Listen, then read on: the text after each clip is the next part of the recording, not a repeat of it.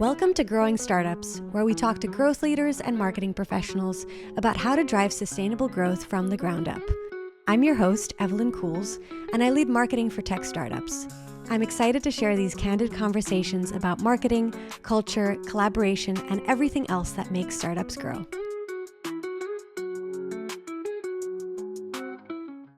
In this first episode, I'm going to be giving an introduction of what this podcast is about and what to expect from the upcoming episodes. I'll also tell you a little bit about myself, who I am, and why I decided to start this podcast. And afterwards, I will be sharing 3 marketing tips that I live by and use every day as a head of marketing for tech startups. So let's start with a little bit of context. I'm Evelyn Cools. I've spent my career helping startups grow. I've been the first full-time hire at a tech startup and the first full-time marketing hire several times, and really have learned how to build things from scratch, build things from the ground up. I currently lead the growth team at a B2B tech startup, and decided to start this podcast because as someone who has built these things from scratch multiple times before, I really wish there was a resource like this where I could have listened to people talking about the different things that they've tried and, as a first-time marketer at a company, just what to focus on, because there is so much that we can be doing at all times. So in this podcast, we're going to be talking about the different parts of startup marketing and what to keep in mind if you want to grow sustainably, plus some things that are very intertwined with growth, things like culture and collaboration.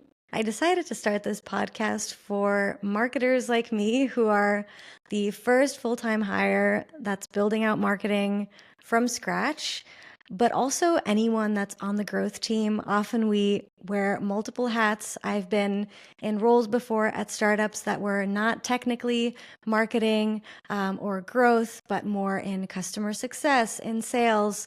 And really at those early stages, you're doing so many things at once. And I think a lot of the things we're going to be talking about on this podcast are super relevant for anyone that's on a small team looking to grow the business.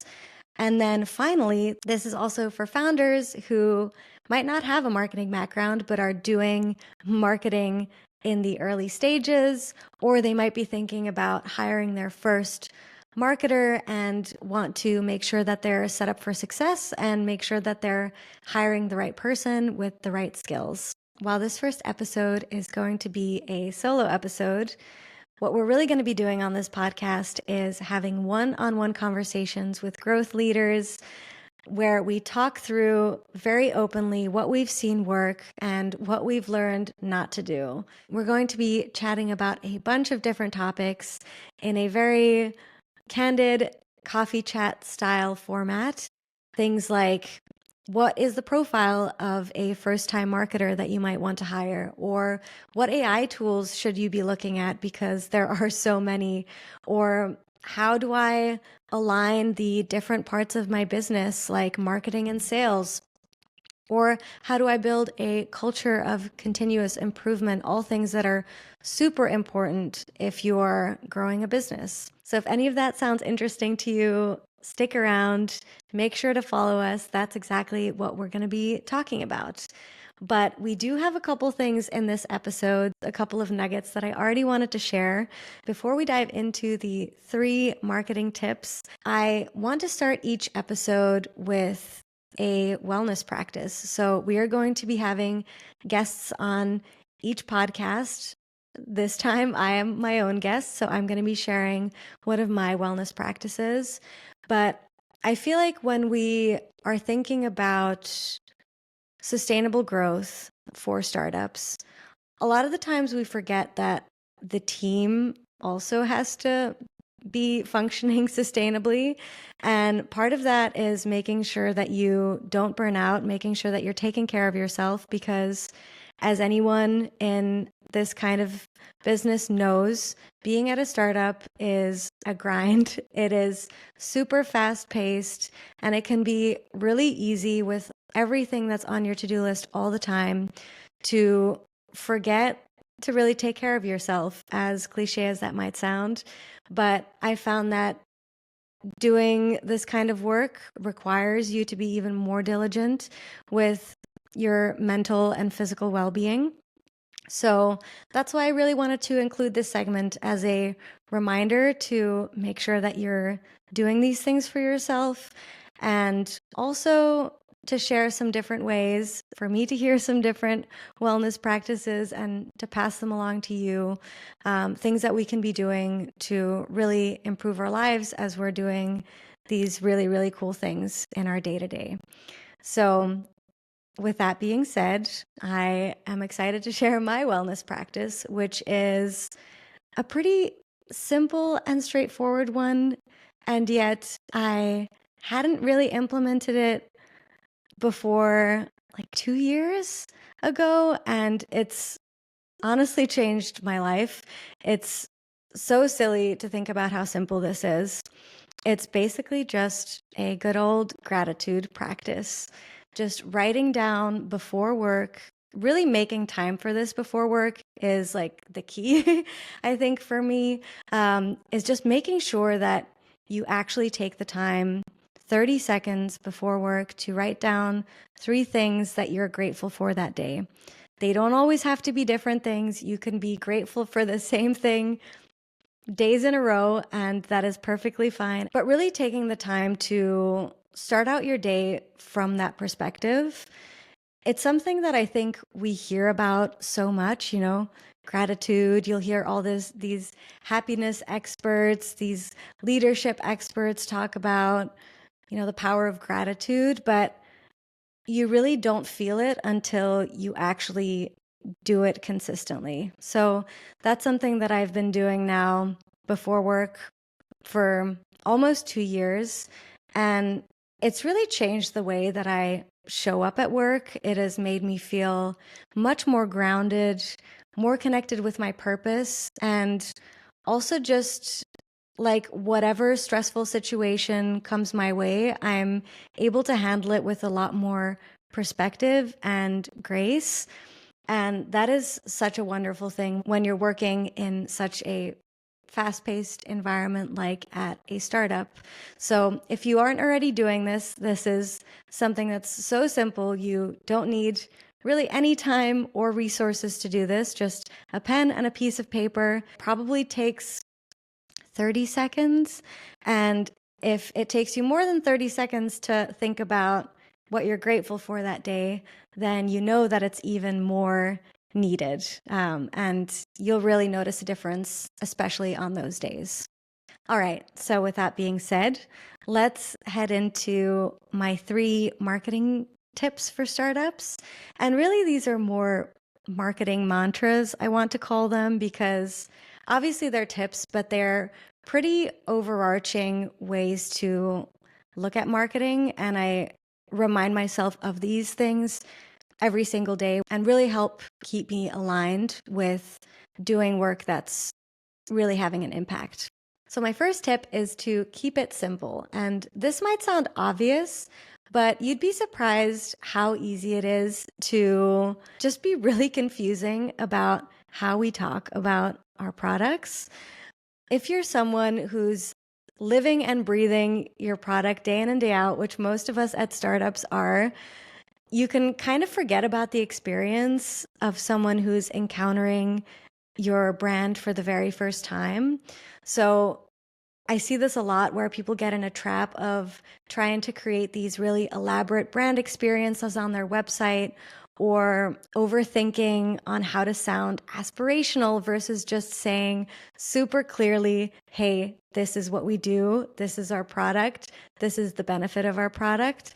So using really clear and simple language on places like your homepage or your socials, wherever you're promoting your company, is going to go a super long way.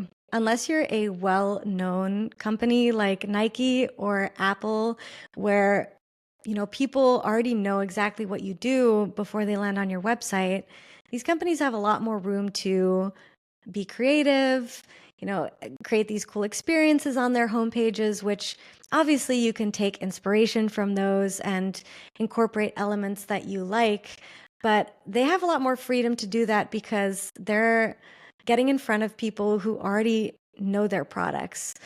When you're a startup, the best thing you can do outside of obviously, brand experience is a really nice thing to focus on. I am a huge advocate of creating a cohesive brand across the customer journey. I love branding, but making sure that people, when they land on your site, know exactly what you do is going to be the most important thing as a startup.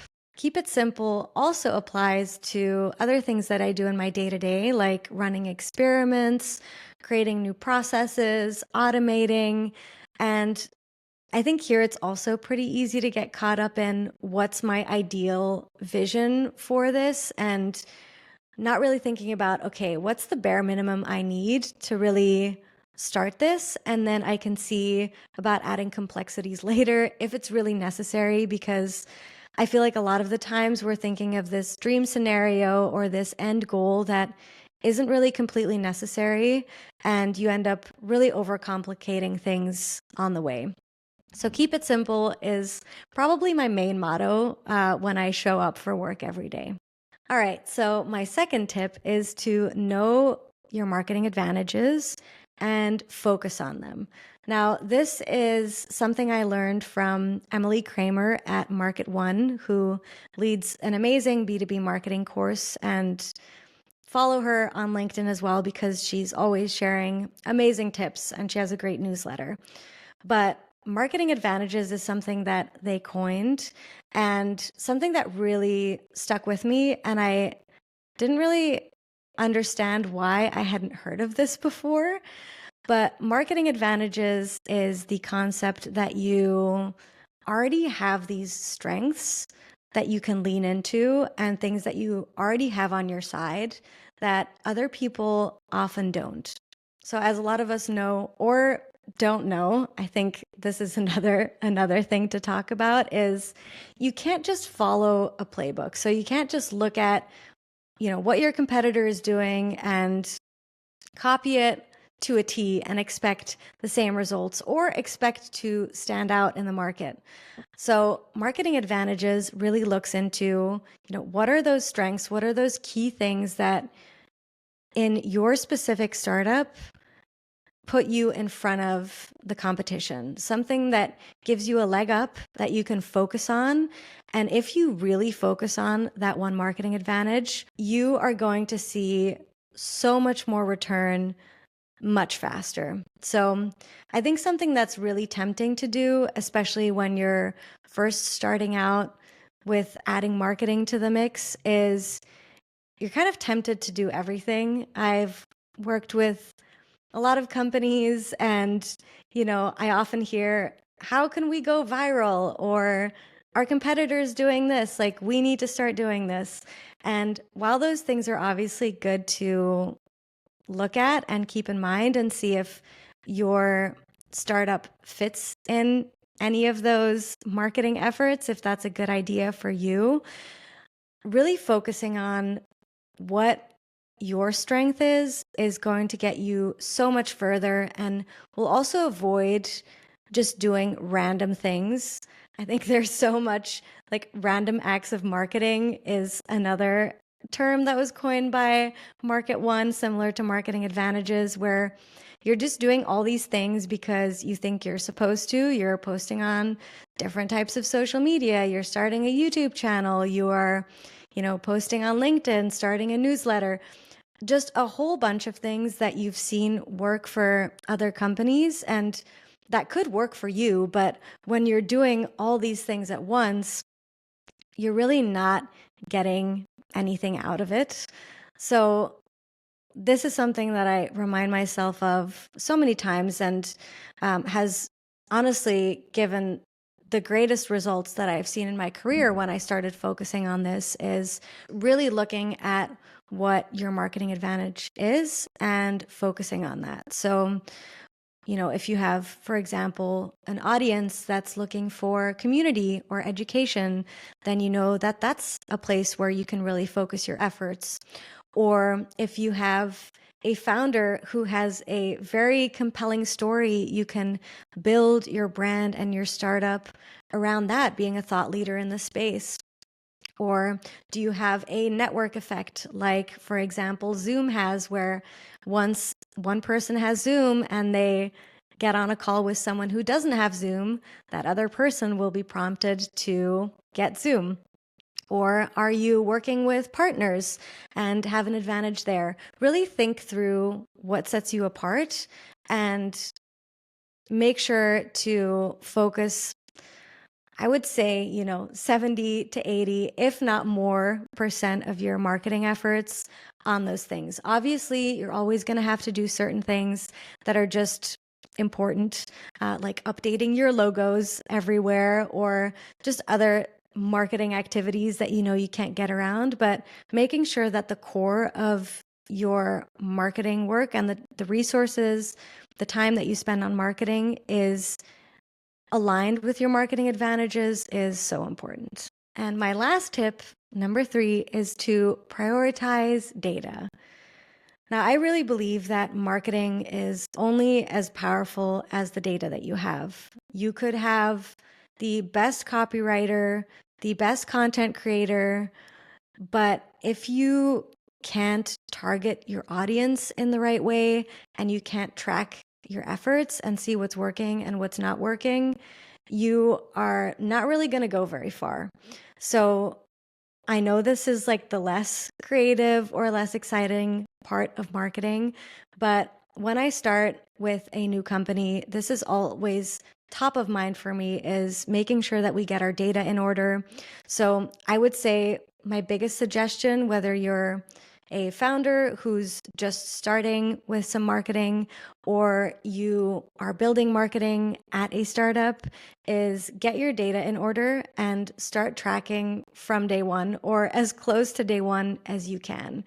Now, you don't have to make this super complicated. As my tip number 1 said, keep it simple. And I believe that that's also important with data. You can very easily start tracking all these things that are actually pretty irrelevant and just add a bunch of metrics that you don't know what to do with. So I would say start by, getting your marketing software. It doesn't really matter which one. I'm a huge fan of HubSpot, so I usually use that. And just create a system that works for you and the marketing efforts that you're running. Again, you don't need to track a bunch of unnecessary things. Just really think about, what am I focusing on right now? And what are the metrics that I want to track related to those? If those things have integrations, for example, your website, you should integrate, is always a great one to do, and any analytics there. It's pretty much a no-brainer. But if you have other marketing activities like webinars, for example, is something that I'm currently doing a bunch of, making sure that you integrate Zoom with HubSpot, for example, or whatever other software you're using to track registrations, to track attendees, to have those contacts automatically get created and have the right things attached to them so you can follow the customer journey and see all the different touch points that people are having and how they ended up in your system in the first place, is going to help you so much in the long run. On top of that, if you can, I would also create some simple automations for contact management. This is especially easy in something like HubSpot, but really pulling people into lists, buckets of contacts that you want to be able to market to, whether it's email marketing or account-based marketing, whatever you're doing, just making sure that this data is automatically getting sorted in a way that helps you with what you're trying to do is going to be huge. And the sooner that you start doing this, the better your data is going to be in the long run. This is also super important if you're doing experiments. If you don't have the data to track what you're doing, you will never know what's working, what needs to be adjusted or paused, or what you should be letting go of altogether. So I am a huge proponent of data and making data-driven decisions, and that is always super top of mind for me in my work. So that is all for episode 1. I really hope that you enjoyed this. As I said, the upcoming episodes will be with guests, and we're going to have some really awesome conversations that I'm so excited to share. If you enjoyed this episode, make sure to click follow and leave a rating wherever you're listening. And I'll chat to you very soon for the next one.